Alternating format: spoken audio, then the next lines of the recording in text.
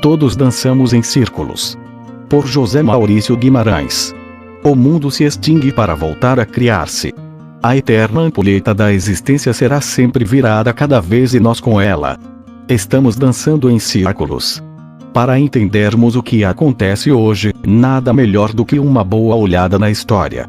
Em 1927, Sigmund Freud descreveu em O Futuro de uma Ilusão. Quanto menos as pessoas sabem do passado e do presente, tanto mais impreciso será o juízo que farão sobre o futuro.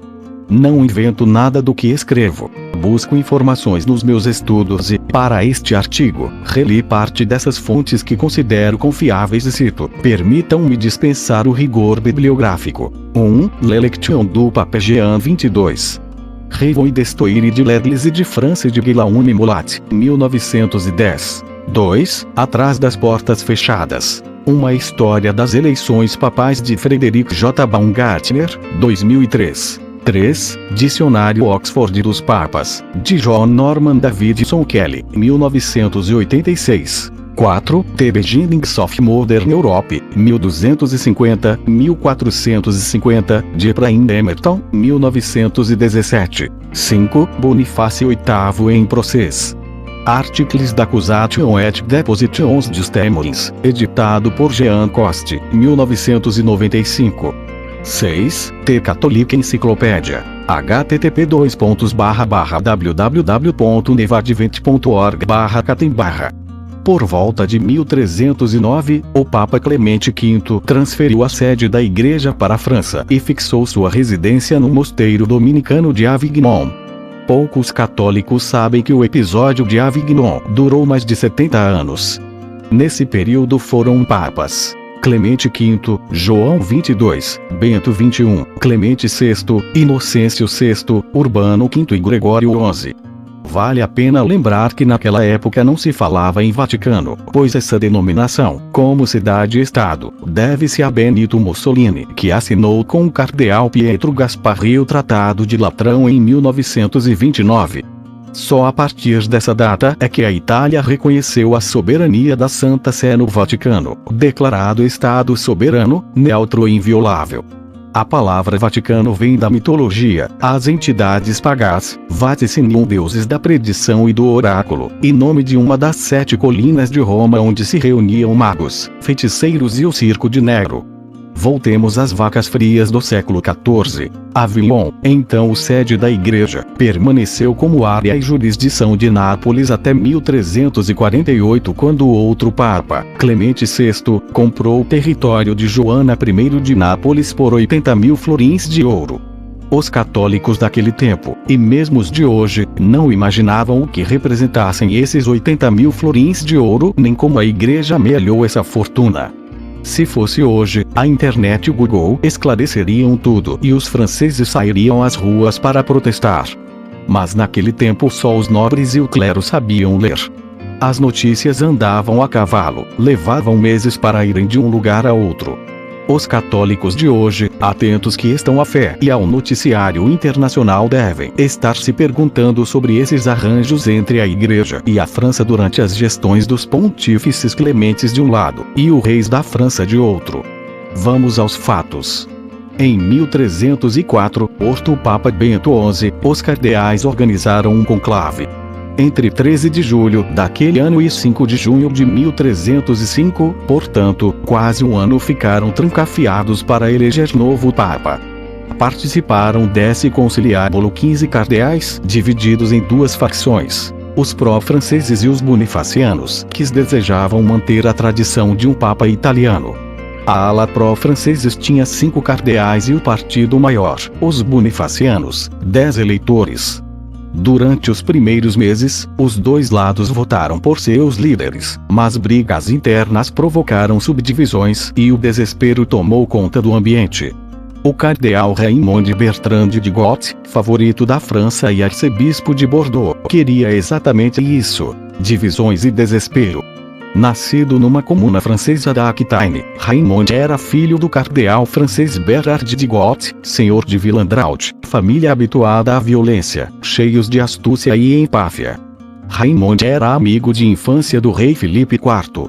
Raimond começou a sondar os cardeais de ambas as facções.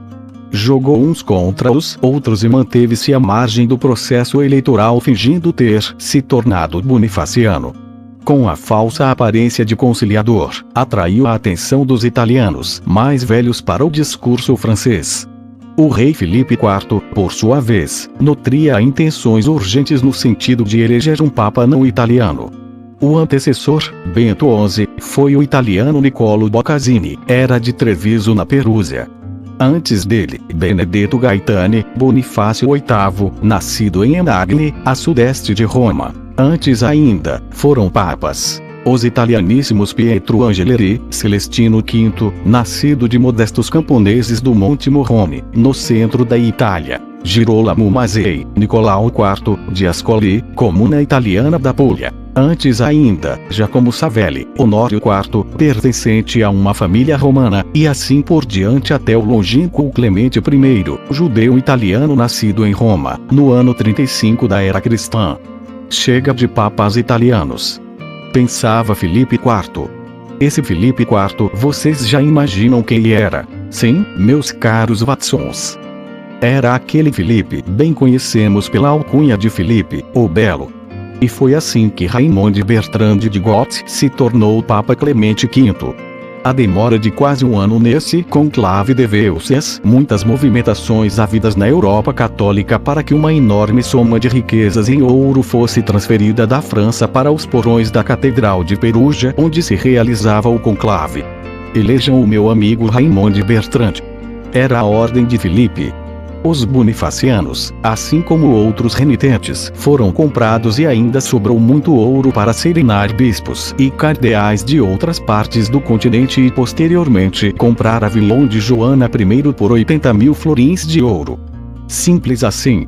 Não sei se naquela época usavam a fumacinha branca para anunciar a feliz escolha de um novo papa. Também não sei se já existia um camerlengo de óculos que chegasse à janela e, na falta de microfone e alto-falante, gritasse: Annuncio vobis gaudium magnum, habemus papam, eminentissimum osse reverendissimum dominum Gut, Sancta Romana Ecclesia Cardinali Bertrand qui sibi nome imposuit Clemens. Tradução: anuncio-vos uma grande alegria. Temos um Papa, o eminentíssimo e reverendíssimo Senhor Gut, cardeal da Santa Igreja Romana Bertrand, que se impôs o nome de Clemente. Mas sabemos que, no dia seguinte, os cardeais pediram ao novo Papa que viajasse a Roma para ser coroado. Mas Clemente preferiu viajar para Lyon, ao sul de Paris, onde foi coroado em 4 de novembro de 1305 na presença de seu amigo íntimo Filipe IV, o Belo. Mesmo tendo sido a França proclamada filha dileta da Igreja, pouco tempo depois dessa coroação Filipe apresentou a cobrança pelos favores. Exigiu que Clemente condenasse a memória do Papa Bonifácio VIII, que seu nome fosse riscado da lista dos papas, que seus ossos fossem desenterrados e queimados, que suas cinzas fossem jogadas ao vento e que fosse declarado blasfemo, herege e imoral.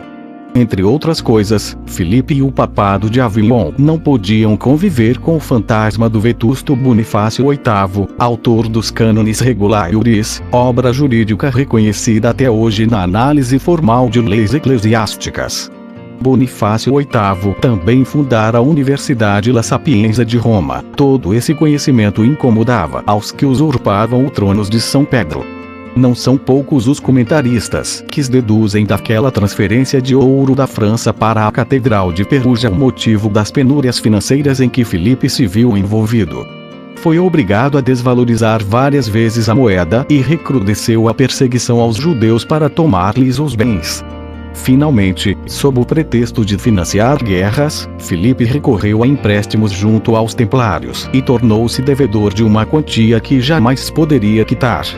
Para apaziguar o tesoureiro da ordem, pediu filiação ao grão-mestre da ordem, Jacques Burgundus de Molay. Narram as tradições que o noviço, diácono do templo, foi selecionado para receber o rei, mandando-lhe ficar de joelhos.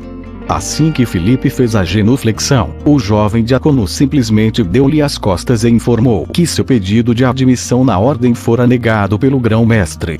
Abstenho-me de transcrever aqui todos os palavrões que Filipe seguramente pronunciou em francês, italiano, grego, latim, occitano, bretão e basco, mesmo porque minhas pesquisas não se atêm à escatologia. Passado o faniquito, acabados os chiliques e concluídos os fricotes, o belo Filipe imaginou uma saída. Usando sua hegemonia sobre o Papa, ordenou que a ordem dos Templários fosse extinta e confiscados seus bens. Para isso, ele e o Papa Clemente puseram em movimento uma estratégia de calúnias, acusando os Templários de heresias, imoralidade, sodomia e outros crimes, pois a boca fala daquilo que está cheio o coração. Nisso foram secundados pelo nobre francês Esquim de Floirán, que se dizia iniciado na ordem e circulava pela Europa fazendo fofocas, especialmente na corte de Tiago II de Aragão. Eram as fake news medievais, falses nouvelles, diriam hoje os bondosos franceses. O resto da história nós todos conhecemos. Uma sentença real, redigida no dia da exaltação da Santa Cruz, mandou aprisionar todos os cavaleiros templários que estivessem em território francês. Era uma sexta-feira 13 de outubro de 1307. Seguiram-se 7 anos de perseguições e penas brutais. No dia 18 de março de 1314 foi armada uma fogueira diante do palácio de Filipe IV, onde foram queimados o grão-mestre Jacques de Molay e o preceptor da Normandia, Geoffroy de Charmey. Narram as crônicas que o vento soprava a fumaça até aos balcões do castelo, onde estavam Filipe e sua corte. Alguém teria reclamado do forte odor da carne queimada, ao que Filipe ponderou: senhores, vamos para o salão de banquetes. Lá a carne assada cheira melhor. E todos riram aliviados. Moral da história: as civilizações se extinguem para voltarem a criar-se. A eterna música que ensurdece a existência é tocada outra vez. E todos dançam. Deve ser por causa daquelas amizades bizarras entre a França e o Papa de Avignon que as crianças francesas ainda cantam: Sur les ponts d'Avignon, on y danse, on y danse. Sur les ponts d'Avignon, on y danse, tout en rond. Les beaux dans font comme ça, les beaux messieurs font comme ça, les cordonniers font comme ça et puis encore comme ça na ponte de Avignon. Alguém dança. Na ponte de Avignon, dançamos todos em círculos. Mulheres lindas fazem assim, belos cavaleiros fazem assim, os sapateiros também fazem assim e tudo começa de novo.